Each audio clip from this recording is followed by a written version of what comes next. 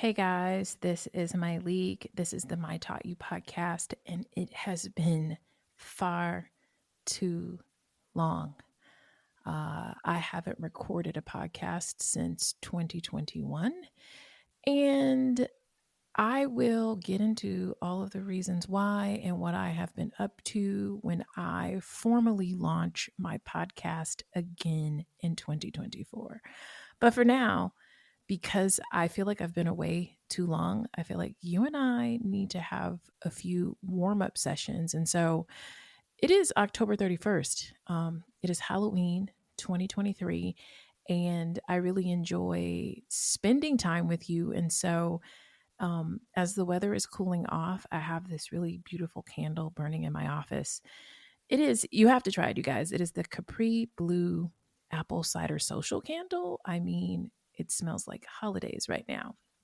But it's the end of the year, and there's no shortage of panic posts circulating online encouraging you to sprint to the imaginary finish line of the year. I'm here because I have missed you and because I spent a good amount of time answering a letter someone sent me. I want you to feel free to do the same. If you have a question, if there's something you want me to work through, please shoot me an email. It is always anonymous to mytaughtyou@gmail.com. So I figured I would share this letter because it might be helpful as these end of the year feelings make their way into your heads and hearts. Many of us are burning through or have maybe even burned through our emotional and energetic reserves. There's a chance our cups are low. There's a chance our cups are empty at this time of year. And this time can feel heavy, heavy on the pouring right now because a lot of us are cooking and cleaning, preparing for family members. We are shopping, we are buying gifts. Some of us are hosting in our homes or traveling, at times when airports and train stations are bursting at the seams. And a lot of us are having to meet some deadlines at work, some deadlines in our business. And so the end of the year can bring about a lot of pouring at a time where we are typically running low or fully out of our reserves. When our cups are empty, some of the everyday tasks just feel hard. It's harder to be patient. And what tends to feel even harder for me is not being able to experience the joy holiday season tends to bring. So before I move on to the letter, I want to share a few things for you to consider if this season is feeling hard for you. Now might be a time for you to circle back with your therapist if you've been taking a break. It might be a time to get into a support group. I know trauma therapist and friend Kobe Campbell is doing a pre-holiday support group. I saw that it's full. I just looked because I was going to tell you to look for it. But maybe there's something similar. And I would even encourage you to create your own support group. Gather a few friends, set up some Zoom calls, set up some in-person check-ins, and maybe even schedule a fun outing or two that you all can do to sort of culminate, the fact that you've been meeting and holding each other up through this hard time. Make sure you've got your coping mechanisms lined up. You've got good sleep. I'm going to share some sleep stuff with you guys because I have gotten so into sleep, probably because having two kids, you don't get a lot of it. And so focusing on their sleep, I was so busy focusing on their sleep. And I was like, what about my sleep? So your coping mechanisms, making sure you're getting a good night's rest, doing some breath work. There are some phenomenal apps, and I'll share some of these with you, but like there's just some phenomenal apps for breath work. Do your stretching, do yoga if that's your jam, exercise, go for a walk, your vitamins and supplements, make sure you've got everything you need in place. And the next thing, is I want to make sure that you have your boundaries. And I have two different types of boundaries this go around. Your budget boundaries. This is my favorite time of year when it comes to thinking about my finances. I'm sorry, y'all. This is how you know it's my first day back. I didn't turn off my email. But we're going to keep going. This is my favorite time of year when it comes to the budget because now is the time that you get to decide what you're going to be spending on gifts and travel and potluck and all of the things. What are you going to participate in? What are the outfits you're wearing? Now is the time for you to set some boundaries with yourself. And here's a little script that you can use, should you try this on, see how it fits. This year hasn't been the easiest for me financially, and I have set a boundary with myself of not going into debt buying gifts. If there is another way that I can contribute to the gathering that's within my budget, would you please let me know? Or if you don't want to ask the question, you could just say that script, and instead of asking the question, you say, and this is what I'll be doing this year. Um, Setting boundaries with family, I'm always leaning on Nedra Tawwab's work. I'm always leaning on her work. And even when I was doing this podcast, I was like, I bet you I can Google and find her holiday boundaries. And of course, they're there on her Instagram. And she says, if you're spending time with family during the holidays, remember this. And she has several points that include, it's not everyone else's holiday, it's yours too. Therefore, your needs matter. And my favorite, which is the last one that she says, is know when to leave the gathering, develop an exit strategy. And so now that we have warmed up, I'm warming up. It is my first time back. Let's get into this letter. So, letter says, I am 28 years old and I have no clue what I'm doing, like none. I had an okay job before the pandemic with benefits and then had to pivot and become a nanny in the spring of 2020. I felt because I did the work and got a bachelor's degree that I shouldn't be in this predicament where I have no career and basically nothing to my name. I quit nannying last month and currently don't have a job. While my mental health has improved, my outlook on life is in the pits of Hades. If it wasn't for my partner, life would be quite interesting. I keep hearing, but you're young. I don't feel it. I feel like I should have something to show for the last 7 years. I'm currently applying to school for a master's in social work and job hunting in the social services sector. I've basically tied my ability to get a job with more debt, another degree. 30 is fast approaching. And although I know that means nothing in the grand scheme of things, I also know that there is a booklet in society where 30-year-olds should have it together. What are some tips for getting over the my life should look like this by this time feeling? After reading this letter, I wondered if it would be possible for you to trust yourself to know what your life should look like at this time, or whose voices you hear when you say things like that. Whose voices have you heard when you said you should have something to show for the last 7 years? I broke out a lot of things that we could talk about. We could talk about what it feels like to have no clue what you're doing in your 20s.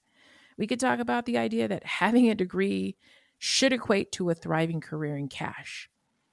We could talk about having a hard time believing in what you can't see, your outlook on life.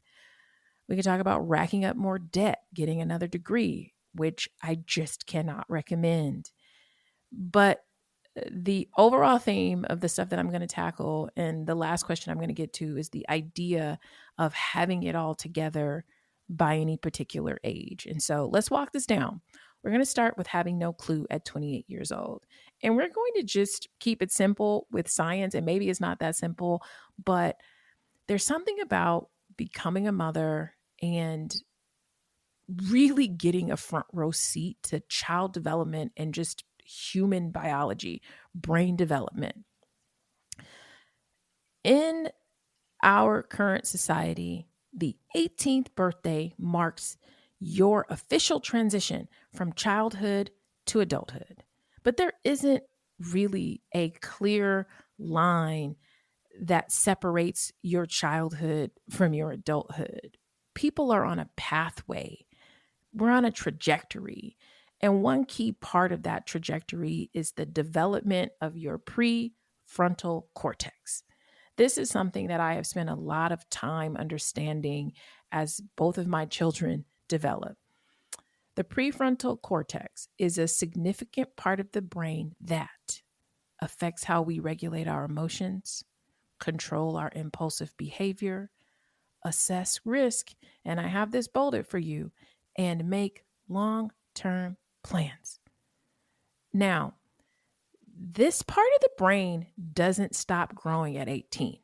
It's not like, a timer goes off on your 18th birthday. Ding, you're ready to roll. In fact, research shows that it can take more than 25 years for this part of your brain to reach maturity. They say mid to late 20s.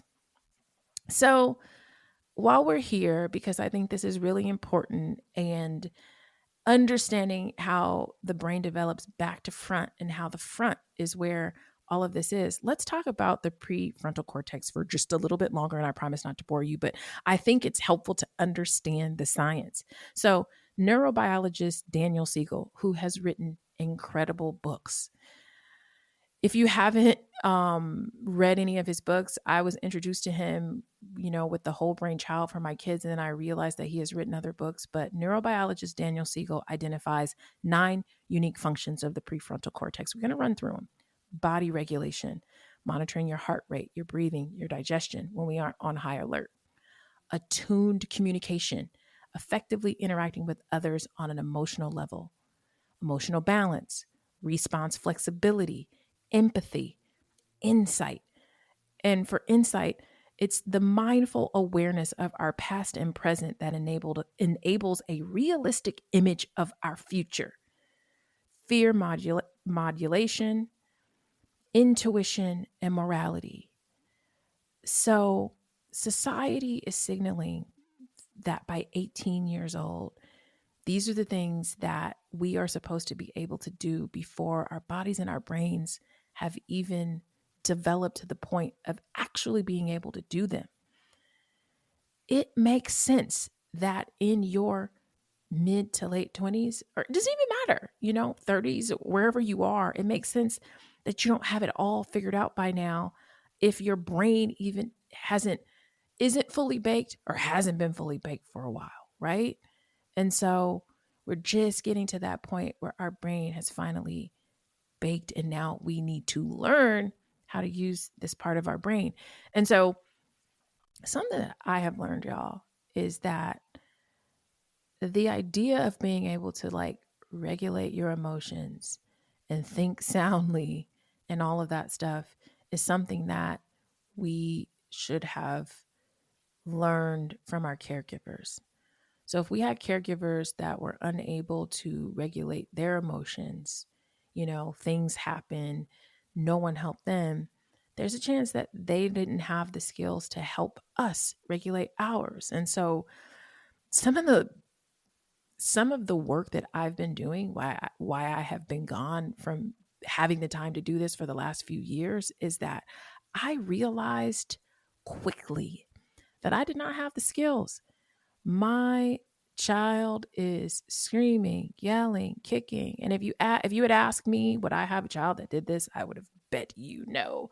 And I would have bet you that I would have been stricter, I would have been tough, and I would not have allowed certain things. But I sort of got in this game, and I'm like, oh my goodness, my child needs me to help him co-regulate his emotions. So he is going to absorb my ability to regulate. So if he's screaming and I'm staying calm, he will be able to absorb that. And over time, he will learn to do this. And so in addition to this just being straight up science, you also need this other piece that goes with it, that is having the actual skill set in moments like this. And if you don't have it, you can learn it, and you don't have to become a parent to learn this stuff. If you get an opportunity, Google reparenting, and it is a game changer. Google sort of like self-regulation. And if you are a parent, co-regulation, get into it, because it is a game changer. So I'm going to take a little bit of a detour, and I want to share an exercise that was really helpful for me when I was in my early 20s and having a hard time picturing myself inside of the life I wanted. I want to tell you that it doesn't cost anything to go see or go sit. What kind of neighborhood would you like to live in?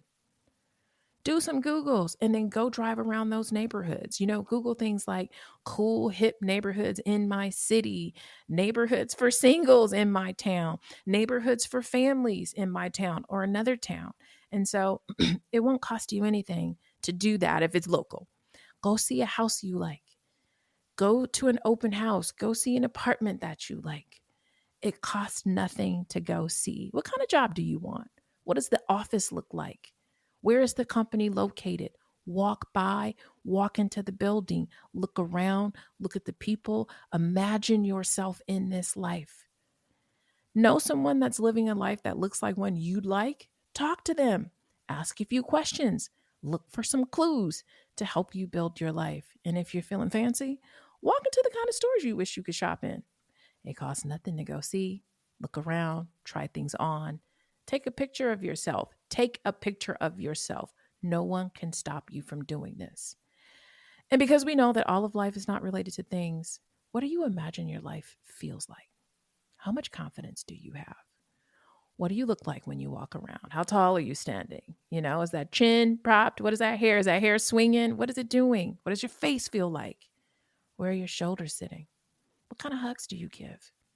How loud is your laugh? I want you to try all of this on. Try it on.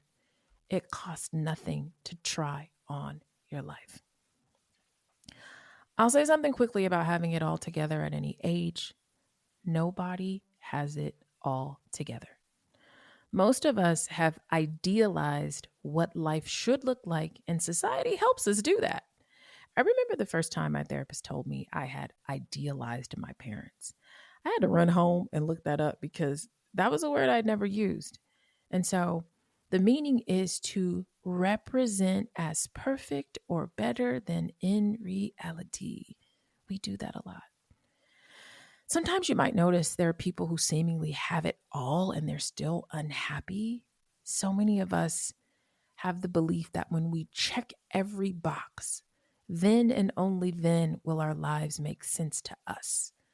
Then and only then can we truly feel happy or accomplished. Some people have the appearance and they even have the things, but nobody, and I mean nobody, has it all together. It is not possible for the sheer reason that we are not 100% in control of our lives. Things are always happening outside of our control. So no one, even if they tried and they were holding on tight, will have it all together. Now, can I spend a moment on racking up more college debt, y'all? If the bachelor's degree didn't miraculously give you the clarity, cash, or career, what about another degree along with more debt will change this situation? Very few professions require a professional degree. Try on different careers for size during this time. Explore more while you have the chance. You tried being a nanny. Seems like that didn't work out. What else can you do? Getting more job experience can lead to something that actually sticks. In this season of life, figuring out what you don't want to do for work is more valuable than knowing what you want to do, in my opinion.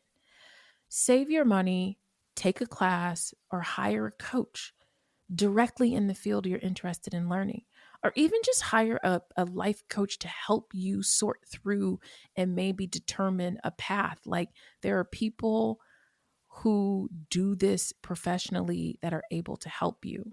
Now, when it comes to spending money to learn, I want you to spend on what you know you want to do, but please don't get another degree that you may or may not use, and certainly not at the prices that are required today. Now, let's get to the question at hand.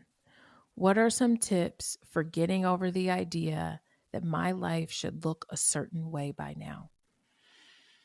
My number one tip that I have highlighted in my notes today is self-compassion. And there is a book with the same title by a person named Kristen Neff, and she defines self-compassion as this: having compassion for oneself is really no different than having compassion for others. Think about what the experience of compassion feels like.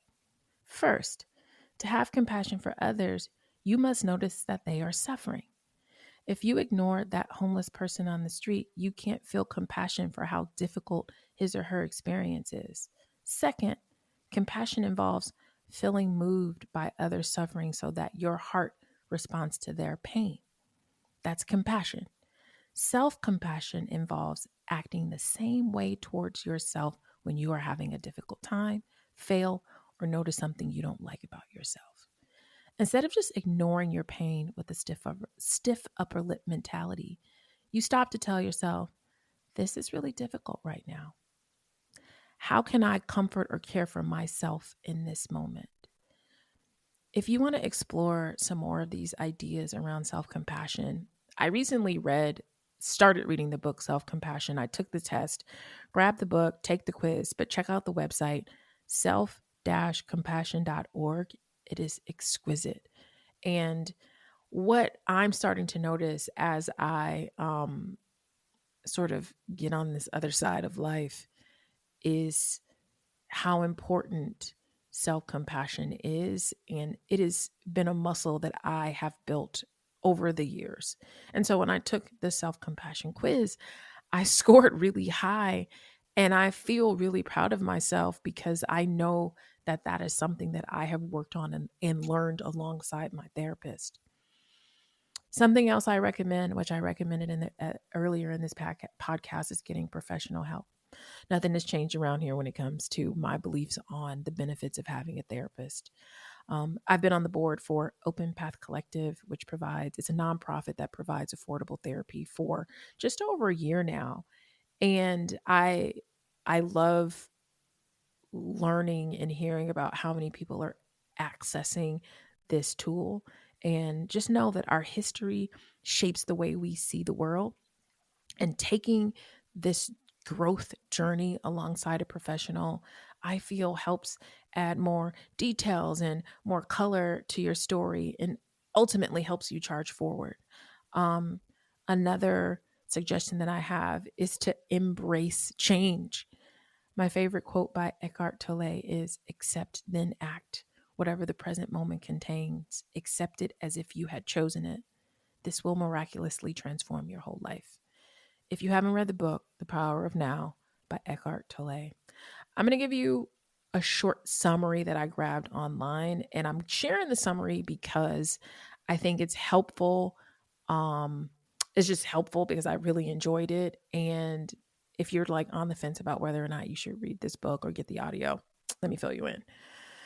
He says, living in the present moment will not change your external circumstances. In fact, life consists of cycles of success and failure. Each one is a necessary precedent of the other. These cycles can last from a few hours to years and are a part of the inevitable impermanence of everything in life. When you are present, you must accept the lows as much as the highs as a part of the reality of the now. Why fight a cycle that is inevitable? Much of the pain you experience is self-inflicted because you're not accepting the reality of the present moment. The circumstances of your life situation can be unpleasant, but begrudging them does nothing to change the situation. It says when you resist the now, you're only creating negativity and unhappiness for yourself. Now, I'm going to push back on that last sentence just a little bit because I don't know that you're creating the negativity as much as you miss out on the opportunity to build tolerance for hard things and negative emotions. We will experience negative feelings, and we should. The gift that we can give ourselves is to learn how to tolerate and process those feelings. But just remember to get your Googles of like, what is reparenting? Because I feel like it has been a game changer in my life as a parent. And even if I wasn't a parent, I would be on a reparenting journey. I'm going to wrap up and leave you with this. Life is a mystery to be lived, loved, and experienced. Most of life is beyond the comprehension of our minds, but that doesn't stop us from trying. I see you. All we want to do is understand what will happen in our lives. We hope that we can devour enough knowledge to be prepared for anything that comes our way. The more we see life as a problem to be solved, the larger the problem gets. Try this on.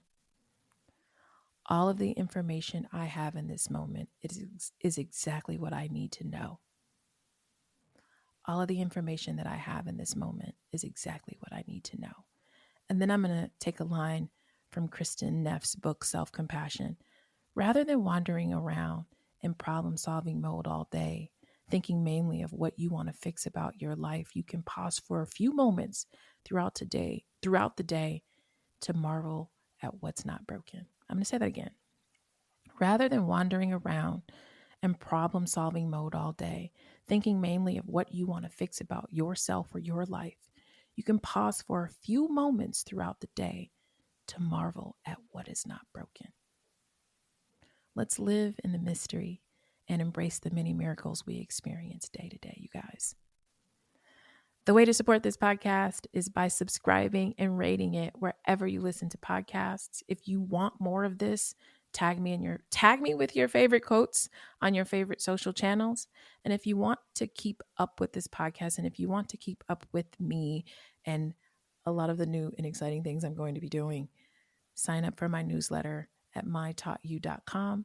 And if you want to email me and you want to work through something to get something together, email me at mytaughtyou@gmail.com. Bye, y'all.